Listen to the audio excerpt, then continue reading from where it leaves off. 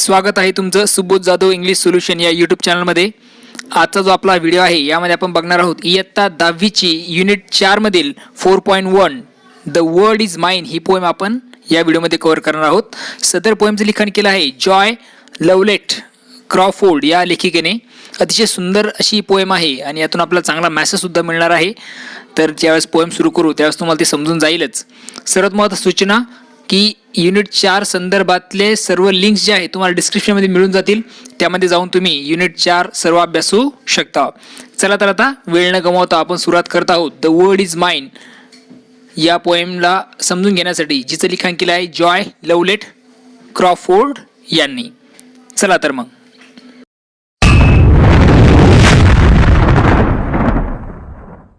The world is mine या कवितेत कवयित्री जी आहे ती सांगते आपण आपल्या आयुष्यात इतरांशी तुलना करत बसतो आणि दुःखी होत असतो।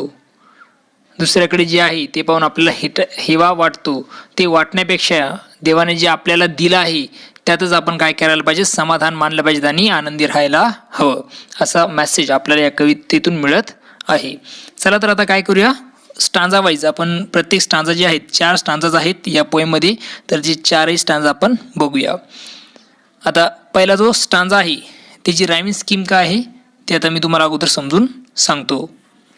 पहिला जो स्टांजा आहे एकंदरीत 6 लाईन आपल्याला दिसत आहेत आणि जर या शेवटच्या वर्डचा विचार केला तर पहिला हिअर हा राईम होतोय कशासोबत, फिअर सोबत, त्यामुळे आपण त्याला ए म्हणूया। एसल हा कोणासोबतही राईम होत नाही त्यामुळे आपण त्याला बी म्हणूया। स्माईल हा वाईन सोबत काय होतं राईम होतो त्यामुळे आपण त्याला सी म्हणूया। आणि हा स्माईल पुन्हा हा जो माइन आहे तो यांच्यासोबतच काय होतो राईम होतो त्यामुळे आपण त्याला काय म्हणूया, सी म्हणूया। म्हणजे रायमिंग स्कीम आपल्याला दिसतीये A A B C C C, म्हणजेच बघा तर थोडक्यात लिहितो मी ते A A B C C C ही रायमिंग स्कीम आहे पहिल्या स्टांजाची। ओके, आता स्टांजा समजून घेऊया। काय दिलं बघा, टुडे ऑन अ बस, आज बसमध्ये I saw a lovely girl with silken hair, मी काय झाली तर एक सुंदर मुलगी बघितली जिची केस कशी होती तर रेशमी केसांची एक सुंदर मुलगी मी आज बघितली। आय इन्व्हिड हर, तिचे सुंदर केस आणि ती सुंदरता बघून मला असं वाटलं की मला तिचा काय वाटायला लागला तर हेवा वाटायला लागला, मत्सर मला वाटायला लागला। शी सीम सो गे, ती खूप सुंदर दिसत होती, खूप आनंदी दिसत होती। And I wish I was so fair, आणि त्यावेळेस मला वाटलं की मी त्या मुलीसारखं कसं असावं तर सुंदर असावं। When suddenly she rose to live, जेव्हा अचानक ती काय झाली तर उभी राहिली, कशासाठी तर खाली उतरण्यासाठी किंवा मग त्या बसमधून खाली जाण्यासाठी किंवा बसमधून बाहेर निघण्यासाठी। I saw her hobble down the aisle, okay, त्यावेळेस मी बघितलं, आय सॉ हर मी तिला बघितलं की ती कशी होती, ती तर अपंग होती आणि ती कशी चालत होती, लंगडत लंगडत चालत किंवा अडखळत ती जे की गाडीच्या जे काही सीट आहे त्या सीटांमधून ती जात होती। एसल मीन्स तिथं आपण म्हणू शकतो की एक पॅसेज जो 2 साईडचे जे काही सीट असतात त्याच्यामधला जो पॅसेज आहे त्याला आपण एसल असं म्हणू शकतो। त्या पॅसेजमधून ती जात होती लंगडत लंगडत। हॉबल म्हणजे काय तर ती अपंग होती आणि लंगडत ती जात होती। शी हॅड 1 लेग, तिला एकच पाय होता। अँड वोर अ क्रच, क्रच मीन्स काय तर कुबड्या, जे अपंग लोक असतात वापरतात ना कुबड्या, त्याला क्रच असं म्हणतो आपण। ती अपंग, तिला एक पाय होता आणि दुसऱ्या पायाने ती अपंग असल्यामुळे ती दुसऱ्या पायासाठी काय वापरत होती तर क्रच वापरत होती किंवा मग त्या कुबड्यांचा वापर ती करत होती। But as she passed a smile, जेव्हा ती माझ्यापासून पास झाली, माझ्यापासून पुढे गेली, त्यावेळेस ती माझ्याकडे बघून काय झाली तर तिने एक छानशी अशी स्माईल माझ्याकडे बघून तिने दिली। O God forgive me when I whine, त्यावेळेस लेखिका काय म्हणते, अरे देवा मला काय कर, क्षमा कर। फॉरगिव्ह म्हणजे क्षमा कर, का बर, व्हेन आय वाईन, वाईन म्हणजेच काय तर कंप्लेंट करणे, देवा मला क्षमा कर ज्यावेळेस मी काय करेल तुझ्याकडे कुठल्या प्रकारची तक्रारीचा सूर लावेल किंवा कुठल्या प्रकारची तक्रार मी तुझ्याकडे त्यावेळेस।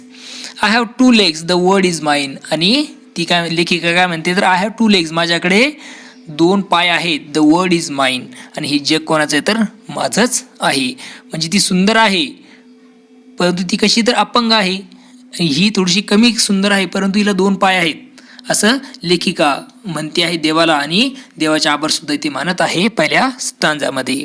ओके, चला दादा सेकंड स्टांजा बघूया काय दिलेलं आहे. सर्वप्रथम तुम्हाला मी रायमिंग स्कीम समजून सांगतो. बघा आता ह्या सेकंड स्टांजामध्ये रायमिंग स्कीम बघितल्यास चार्म हा जो वर्ड आहे तो हार्म सोबत काय होतोय, राईम होतोय. त्यामुळे आपण त्याला म्हणूया ए ए. काइंड हा कशासोबत राईम होतोय, ब्लाइंड सोबत, त्याला आपण म्हणूया बी बी.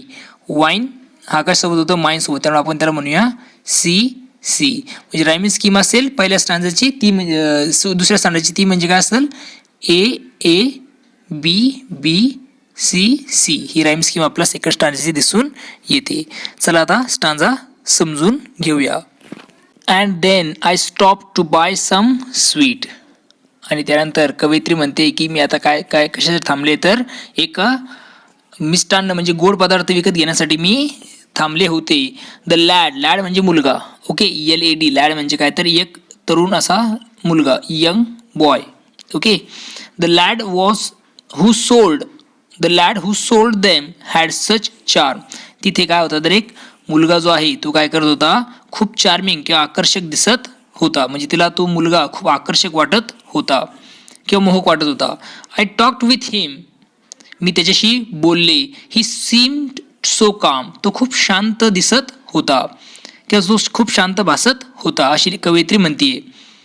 And if I were late it would do no harm. जरीही मला लेट होतं तरी पण मी काय करत होते, त्याच्याशी बोलत बसत होते. आणि मी कशाचा विचार करत होतो, it would do not harm, कारण त्या गोष्टीचा तिला कुठल्या प्रकारचा म्हणजे it would do not harm म्हणजे काहीही अपायकारक नाहीये. जरीही मला लेट होतंय आणि मी त्याच्याशी बोलत आहे तरीही हे काही अपायकारक नाही असं तिला वाटत होतं, कारण तो खूप मोहक अशा प्रकारचा मुलगा तो होता. And as I left he said to me, I thank you, you have been so kind. And as I left he said, आणि जेव्हा मी वापस निघाले, मी ज्यावेळेस घरी वापस जायला निघाले किंवा मी तिथून निघाले, ही सेड टू मी, तो मुलगा मला म्हणाला. कवयित्री काय म्हणते, तो मुलगा मला म्हणाला, I thank you, you have been so kind. तो म्हणाला की तुमचं खूप धन्यवाद, मी तुमचं धन्यवाद करतो. You have been so kind, तुम्ही खूप कशा आहात तर चांगल्या आहात, okay. It's nice to talk with folks like you. तुमच्यासारख्या लोकांना बोलून मला कसं वाटतं तर खूप छान वाटतं. फोक्स म्हणजे काय, लोक. तुमच्यासारख्या लोकांना बोलून मला कसं वाटतं, खूप छान वाटतं. You see I am blind. तुम्ही बघू शकता की मी काय आहे तर अंध आहे. ब्लाइंड म्हणजे काय, अंध आहे, मी अंधळा आहे असं तुम्ही बघू शकता. त्यावेळेस लेखिका काय म्हणते बघा, O God forgive me when I whine I had 2 eyes, the word is mine. त्यावेळेस लेखिका पुन्हा देवाकडे जाते आणि देवाला म्हणते की जेव्हा मी, ओ गॉड फॉरगिव्ह मी, मला काय कर तर क्षमा कर, जेव्हाही मी तुझ्याकडे तक्रार करेल. आय हॅव 2 eyes, माझ्याकडे काय आहेत तर 2 डोळे आहेत, okay. And the word is mine, आणि हे जग जे आहे ते कोणाचं आहे तर माझंच आहे असं कवयित्री इथे म्हणत आहे दुसऱ्या स्टांजामध्ये. चला तर तिसरा स्टांजा बघूया. तिसऱ्या स्टांजाची रायमिंग स्कीम तुम्हाला सुरुवातीला सांगतो मी.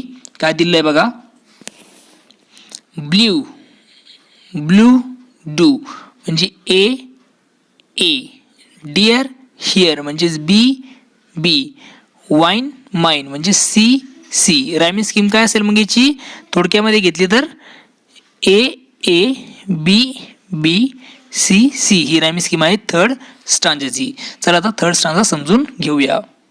Letter walking down the street. त्यानंतर ज्यावेळेस लेखिका ही काय करत असते, कवयित्री जी काय करत असते, रस्त्याने जात असते. I saw a child with eyes of blue. लेखिका असं म्हणते, कवयित्री अशी म्हणते की तिने काय केलं तर एक मुलगा बघितला की ज्याचे डोळे कसे होते तर ब्ल्यू कलरचे होते, म्हणजे निळ्या कलरचे डोळे असलेला मुलगा तिने बघितला. He stood and watch the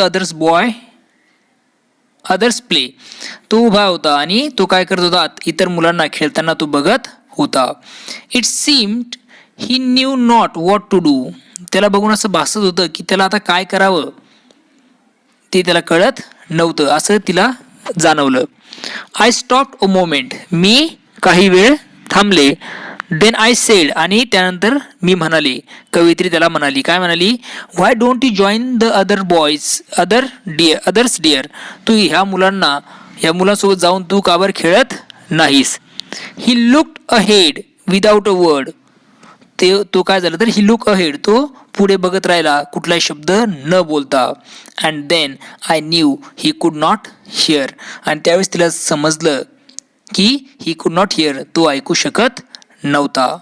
okay, अशा प्रकारची जाणीव तिला झाली.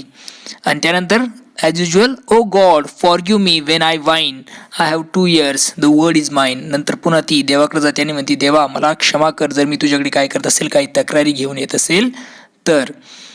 बिकॉज आय हॅव 2 years, माझ्याकडे काय आहे तर 2 कानं आहेत, and the word is mine, त्यामुळे हे जग जे आहे ते कोणाचं आहे तर माझंच आहे. अशा प्रकारे कवयित्री इथे त्या देवाला म्हणते, म्हणजे देवाचं ते आभार मानते की देवाने तिला चांगले कान दिले आहे, जेणेकरून ती काय करू शकते, ऐकू शकते. पहिल्या याच्या अगोदर स्टांजामध्ये ती म्हणते की देवाने मला 2 डोळे दिलेत जेणेकरून मी बघू शकते. आणि त्याच्या नंबर 1च्या स्टांजामध्ये ती म्हणते की देवाने मला 2 पाय दिले जेणेकरून मी चालू शकते. त्यामुळे ती देवाला काय करते तर प्रत्येक स्टांजामध्ये आभार मानत आहेत. त्यानंतर पुढचा स्टांजा आपण बघूया. तत्पूर्वी तुम्हाला त्या स्टांजाची रायमिंग स्कीम सांगतोय. याच्यामध्ये आपला दिसतंय गो स्लो, म्हणजे आपण त्याला म्हणूया ए. नो ला आपण म्हणूया बी. वाईन माइन याला आपण म्हणूया सी. म्हणजे 5 लाईनचा स्टांजा आहे. रायमिंग स्कीम काय मग याची ए बी सी. ही रायमिंग स्कीम आपल्याला इथे दिसून येईल. चला तर आता स्टांजा समजून घेऊया. With legs to take me where I will go.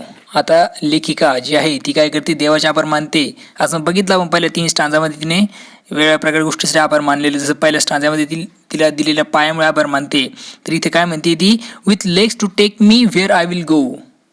देवाने काय केले, जे 2 असे सुदृढ असे पाय दिले आहेत, त्यामुळे तिला जिथे हवे तिथे ती काय करू शकते, त्यांना घेऊन जाऊ शकते.